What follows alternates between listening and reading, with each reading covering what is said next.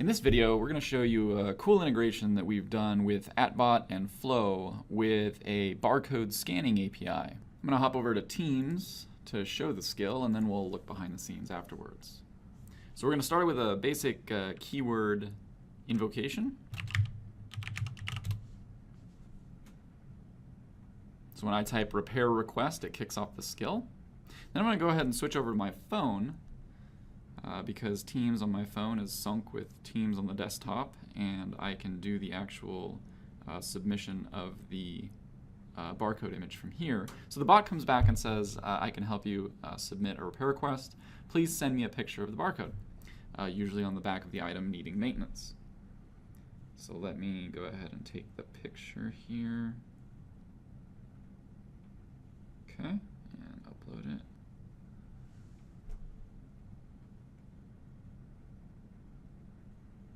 All right, so this sends the picture to Flow, where I have the integration with the Barcode Scanning API, and now you can see it came back with the barcode values that it saw in the picture, and it asked me to select one, and it tells me kind of which one to look for. So it's looking for the serial number, which if I look in the picture, I can see SN:, but the bot also kind of gives me a pattern to look for with the 069, and we'll go ahead and select that one.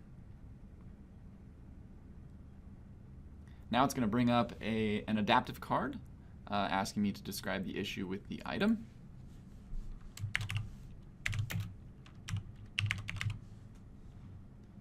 With a date field and a contact phone number.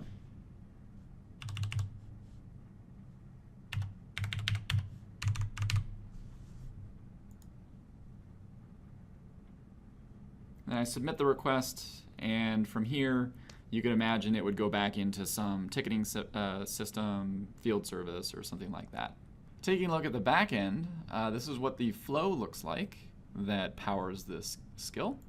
So we have our trigger here, which just looks for the keyword repair request.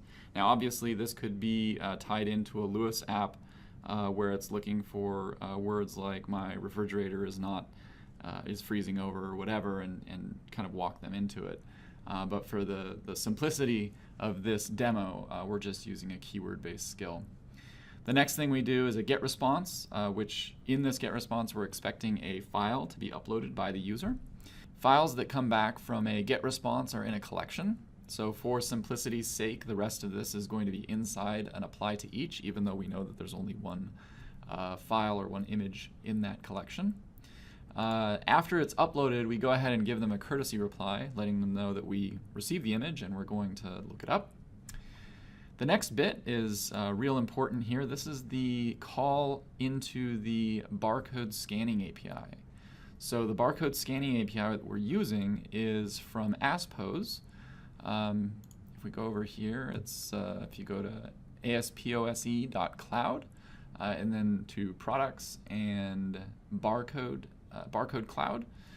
They have a REST-based service where you can post images and get the collection of barcodes that exist within that image. So then going back to our flow, you can see that this is just an HTTP call, a post with the file bytes of the file. We then take the return of that HTTP action, which is a JSON object that includes the values of the barcodes that it found. We then do a select operation on the parse JSON, where we select the barcodes that were found, and we put them into a format which we can then use in a get choice list response. So that's title, subtitle, and value, where we're using the barcode value, the barcode type, and then the barcode value again as the value. Then we construct a get choice list response from user. So this is where we're asking them which of the barcodes is the serial number. So, and then we populate that with the barcodes that we constructed in our select statement. We then have an adaptive card that we created. So this adaptive card that we've selected here, we'll go over to our admin portal.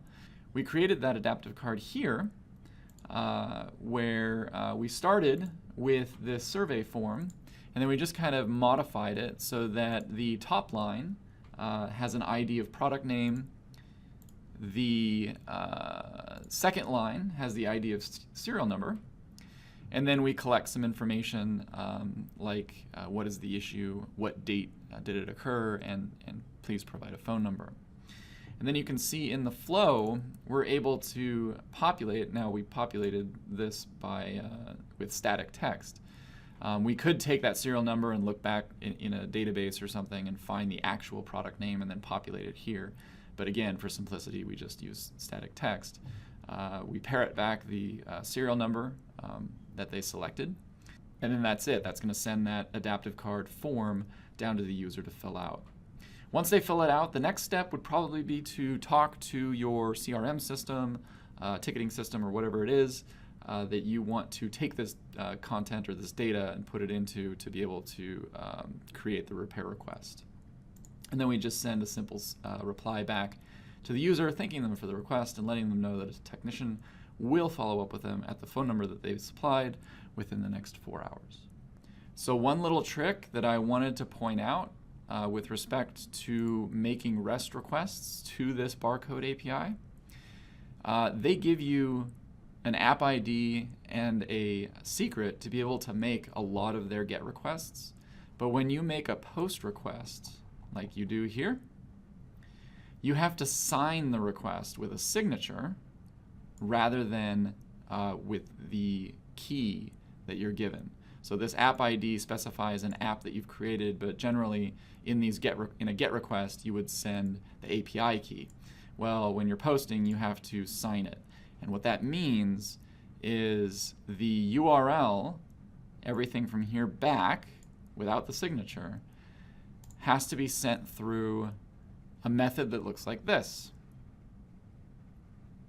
where you're taking that URL and creating a signature based on the URL and the API key. Then it will tack that signature on to the end of it to create the proper request URL. Anyway, I just thought I should point that out. So it's pretty cool, easy way to integrate barcode scanning into a bot. I ran it in Teams. This should be supported in direct line and web chat as well. And I hope this video was helpful.